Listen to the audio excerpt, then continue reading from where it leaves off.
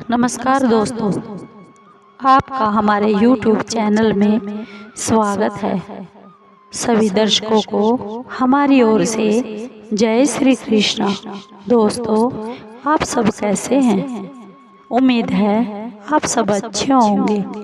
आइए आज की कहानी सुनते हैं। उससे पहले अगर आप हमारे चैनल पर नए हैं तो प्लीज़ चैनल को सब्सक्राइब ज़रूर कीजिए और बेल आइकॉन को ज़रूर दबाइए ताकि आप तक हमारे सारे नोटिफिकेशन पहुंचते रहे। दोस्तों, आपका एक सब्सक्राइब भी हमारे लिए बेहद मायने रखता है। आइए आज की कहानी शुरू करते हैं। आज की कहानी है तीसरी कठपुतली सिंहासन बत्तीसी चंद्रकला पुतली की कथा कहानी है। आइए कहानी को शुरू करते हैं। राजा भोज ने जब टीले की सफाई करवाई, खुदाई करवाई, तो उसमें से सिंहासन निकला। उस सिंहासन को साफ करवा के जब राजा भोज उस पर बैठने लगे, तीसरा दिन था तो तीसरी कठपुतली निकली। अब तक दो कठपुतलियों ने राजा भोज को राजा वीर विक्रमादित्य की कहानियाँ सुनाई और राजा वीर विक्रमादित्य की बहादुरी का बखान करते हुए बोली, अगर आप में ये गुण है तो इस पर बैठिए, वरना नहीं। तो आज तीसरा दिन और तीसरी कठपुतली फिर से निकलती है और राजा भोज से राजा विक्रमादित्य के गुणों का फिर से बखान करने के लिए उनको सिंहासन पर बैठने से मना करती है और उनकी कहानी सुनाती है राजा भोज की, जो इस प्रकार है। तीसरी कठपुतली चंद्रकला कहती है, हे राजा भोज, एक बार की बात है, एक समय भाग्य और पुरुषार्थ के बीच में इस बात को लेकर आपस में लड़ाई हो गई कि उन दोनों में से भाग्य बड़ा है या फिर पुरुषार्थ बड़ा है। भाग्य ने कहा कि हर किसी को जो भी मिलता है वह मेरे ही कारण मिलता है। यह सुनकर पुरुषार्थ कहने लगा कि बिना मेहनत के कुछ भी हासिल होना मुमकिन नहीं, उसके लिए बहुत मेहनत करनी पड़ती है। दोनों के बीच कई दिनों तक इस बात पर झगड़ा चलता रहा और देखते देखते बात इतनी बढ़ गई कि दोनों ने इसकी समस्या के समाधान के लिए देवताओं के राजा इंद्र के पास जाने की सोची।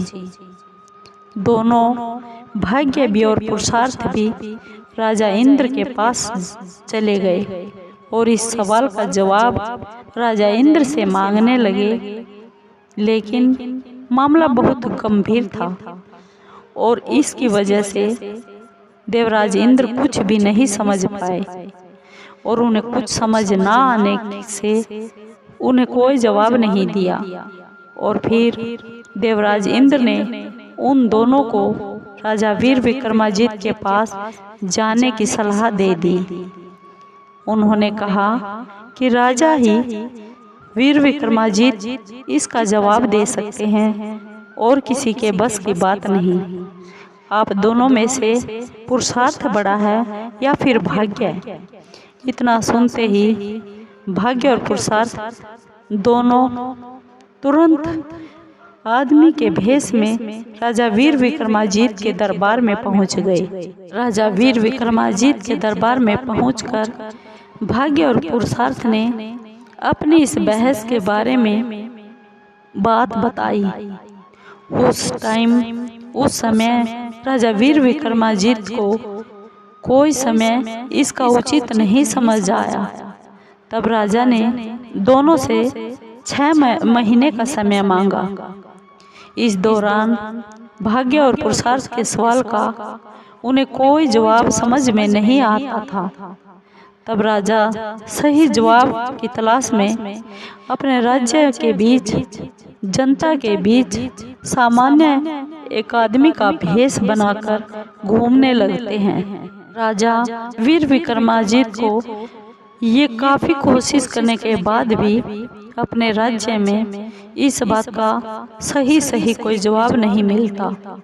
और फिर राजा दूसरा भेष बदलकर दूसरे राज्य में जाने का फैसला कर लेते हैं। और ऐसा करते करते राजा वीर विक्रमादित्य कई राज्यों में पहुंच गए, लेकिन उन्हें कोई भी सही जवाब नहीं मिला। इस दौरान राजा एक व्यापारी के पास जाकर व्यापारी से काम मांगते हैं और बोलते हैं कि वो ऐसा काम कर सकते हैं जो कोई दूसरा नहीं कर सकता। कुछ दिन बाद व्यापारी बाहर काम के लिए राजा वीर विक्रमादित्य के साथ जहाज से जाता है और कुछ दूर जाते ही एकदम अचानक मौसम बदल जाता है और अचानक तेज तूफान आने लगता है और जहाज एक टापू के पास फंस जाता है। तूफान थमने के बाद जहाज को टापू से बाहर निकालने के लिए लोहे का एक कांटा उठाना होता है। व्यापारी ने राजा वीर विक्रमादित्य को उसे उठाने के लिए कहा। जैसे ही राजा वो कांटा उठाता है तो जहाज तेजी से आगे निकल जाता है और राजा वीर विक्रमादित्य टापू पर ही छूट जाते हैं।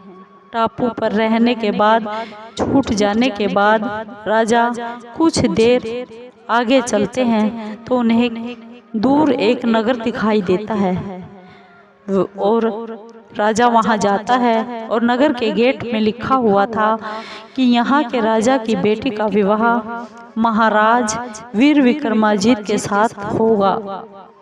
यह पढ़कर राजा वीर विक्रमादित्य जो भेष बदले हुए थे चौंक जाते हैं और महल में अंदर चले जाते हैं। वहां पहुंचकर उनकी मुलाकात उसी राजकुमारी से होती है। कुछ दिनों के बाद दोनों की शादी हो जाती है। महल में कुछ दिन बिताने के बाद राजा वीर विक्रमादित्य अपनी पत्नी व राज्य की राजकुमारी को लेकर अपने राज्य की ओर चले जाते हैं। रास्ते में राजा की भेंट एक साधु से होती है। वह साधु चमत्कारी माला व एक छड़ी उस राजा वीर विक्रमादित्य को देता है। साधु ने राजा वीर विक्रमादित्य को बताया कि इस माला को पहनने पर व्यक्ति दिखाई नहीं देता और अदृश्य हो जाता है और छड़ी से सोने से पहले जो भी मांगा जाए वो सब मिल जाता है। राजा उस साधु को उपहार के लिए धन्यवाद बोलते हैं और आगे चले जाते हैं। राजा वीर विक्रमादित्य महल पहुंचकर राजकुमारी को अंदर कमरे में भेज देते हैं और खुद एक बगीचे में चले जाते हैं। वहां उनकी मुलाकात एक गायक से होती है और एक ब्राह्मण से होती है। दोनों ने राजा को बताया कि वो इस दिन का सालों से इंतजार कर रहे थे।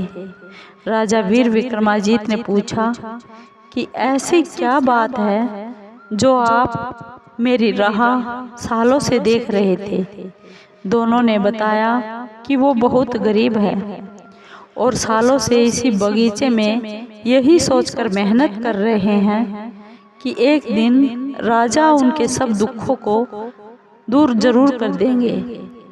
इतना सब सुनते ही राजा ने सन्यासी से मिली माला उस गाय को दे देते हैं और वह छड़ी उस ब्राह्मण को दे देते हैं। उसके बाद राजा अपने दरबार वापस चले जाते हैं। 6 महीने बीत जाने के बाद भाग्य और पुरुषार्थ दोनों फिर से राजा वीर विक्रमादित्य की सभा में आते हैं। वीर विक्रमादित्य उन दोनों को बीते हुए उस 6 महीने की सभी घटनाएं और सभी बातें एक एक करके सुनाते हैं। इतना कहकर राजा दोनों को पुरुषार्थ को भी और भाग्य को समझाते हुए यह कहते हैं कि छड़ी और माला का उन्हें मिलना एक भाग्य था और गायक व ब्राह्मण को यह पुरुषार्थ की वजह से मिला है, क्योंकि उन्होंने बहुत मेहनत की थी। ये दोनों ही, भाग्य भी और पुरुषार्थ भी, दोनों एक दूसरे के पूरक हैं। इनमें से ना ही भाग्य छोटा है और ना ही पुरुषार्थ बड़ा है। दोनों राजा का जवाब सुनकर संतुष्ट हो गए हैं। दोनों वहां से बराबर का हक लेकर चले जाते हैं। इतनी कहानी सुनाकर पुतली चंद्रकला राजा वीर विक्रमादित्य के सिंहासन से उड़ जाती है। राजा भोज से कहती है, हे राजा भोज, अगर तुम राजा वीर विक्रमादित्य जैसे हो तो इस सिंहासन पर बैठ जाओ, वरना इसके पास मत आओ। इस कहानी से हमें यह सीख मिलती है कि ना तो कोई बड़ा होता है और ना ही कोई छोटा होता है। हर चीज, हर कर्म का अपना अपना महत्व होता है। दोस्तों, आपको ये कहानी कैसी लगी? अगर आपको ये कहानी अच्छी लगी हो तो प्लीज़ लाइक कीजिए, शेयर कीजिए और सब्सक्राइब ज़रूर कीजिए, कमेंट कीजिए। धन्यवाद दोस्तों।